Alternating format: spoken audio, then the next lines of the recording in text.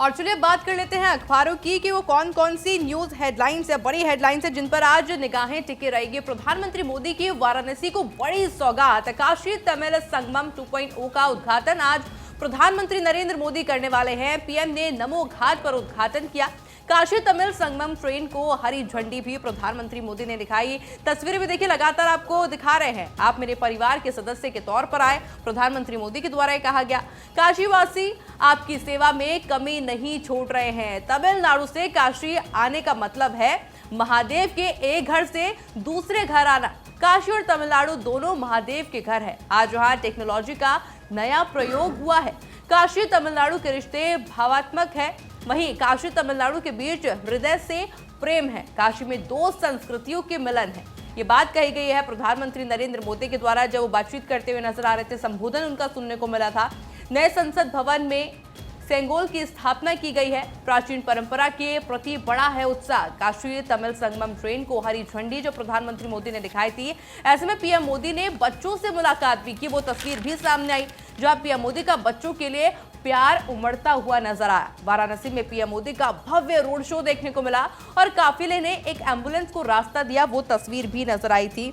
और अब देखिए, क्योंकि अमर उजाला इस वक्त मेरे हाथ में, जितने भी अभी आप न्यूज़पेपर देखेंगे फ्रंट पेज पर आपको तस्वीर देखने को मिलेगी। अमर उजाला की अगर बात की जाए तो ये तस्वीर अमर उजाला के अंदर देखने को मिल रही है और हेडलाइन है देश उठ खड़ा हुआ है, 2047 तक विकसित बन जाएगा भारत, संकल्प यात्रा मेरी कसौटी, प्रधानमंत्री मोदी के द्वारा कहा गया है। क्योंकि देखिए जब प्रधानमंत्री मोदी वहां पर पहुंचे थे आयुषी, तब आपने वो तस्वीर भी देखी होगी कि कितनी लोगों ने दिल खोलकर उनका स्वागत किया था। क्योंकि प्रधानमंत्री नरेंद्र मोदी जब जब वाराणसी पहुंचते हैं, बनारस पहुंचते हैं, काशी पहुंचते हैं तो लोगों के अंदर उत्साह और भी ज्यादा बढ़ जाता है। और ऐसे में क्योंकि देखिए प्रधानमंत्री मोदी खाली हाथ नहीं पहुंचे हैं, अपने साथ में सौगातों का पिटारा लेकर के पहुंचे हैं। कई सारी सौगातें जो कि प्रधानमंत्री नरेंद्र मोदी जनता को समर्पित करने वाले हैं। प्रीति, काशी का दौरा तो प्रीति हमेशा उनका खास रहता है और हम कल भी इस बारे में बात कर रहे थे कि अब उनकी जितनी भी यात्राएं होंगी, जितने भी दौरे होंगे, चुनावी चश्मे से देखे जाएंगे, जैसा कि आप कल कह रही थी। बिल्कुल, क्योंकि ऐसा होता है आयुषी, जब चुनाव बेहद करीब होते हैं तो विपक्ष इसी चश्मे से देखता है, चाहे वो कुछ भी करें, चाहे वो जनता के कल्याण में करें। हालांकि अभी टाइम है,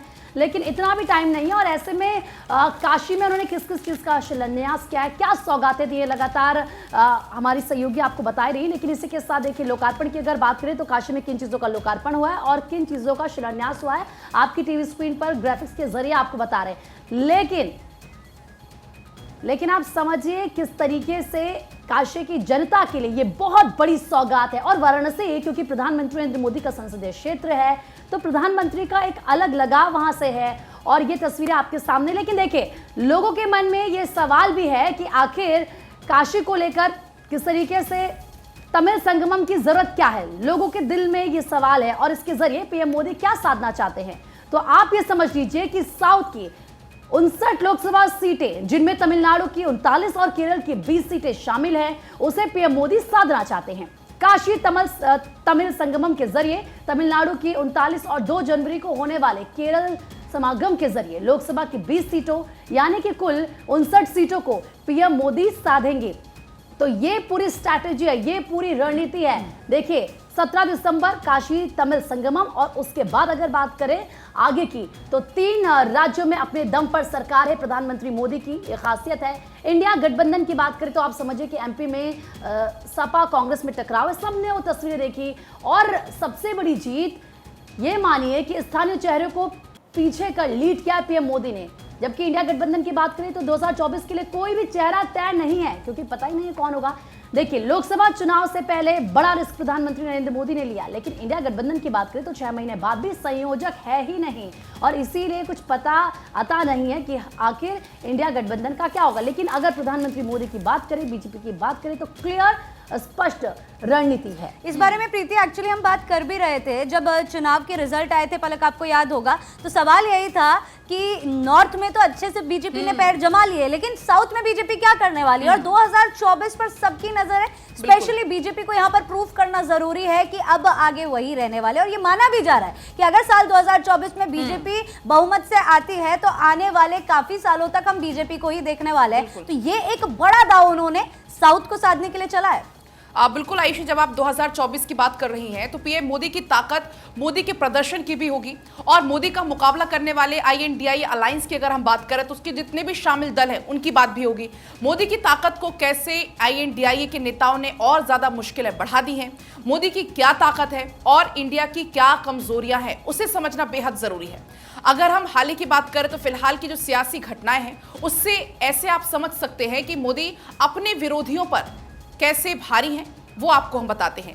3 राज्यों में मोदी के दम पर बीजेपी की सरकार आई, जबकि अगर विधानसभा की हम बात करें, विधानसभा चुनाव में विपक्ष का गजब का बिखराव इसमें नजर आया। MP में एंटी इनकम्बेंसी मोदी पर भारी पड़ी। तो मध्य प्रदेश की बात करें, सपा और कांग्रेस दोनों आमने सामने आ गए और ऐसे में दोनों में टकराव देखने को मिला।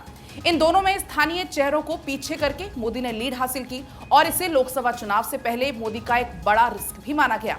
तो उधर विपक्ष अगर 2024 की बात करें तो 2024 के लिए अब तक विपक्ष चेहरा तय नहीं कर पा रहा है। एक तरफ मोदी की गारंटी पर जनता का भरोसा है तो इधर 6 महीने के बाद भी संयोजक तय नहीं हो सका। बात करें करप्शन की, भ्रष्टाचार की, तो इस पर मोदी सरकार की कार्रवाई पर जनता ने अपने वोट से मोहर लगाई है।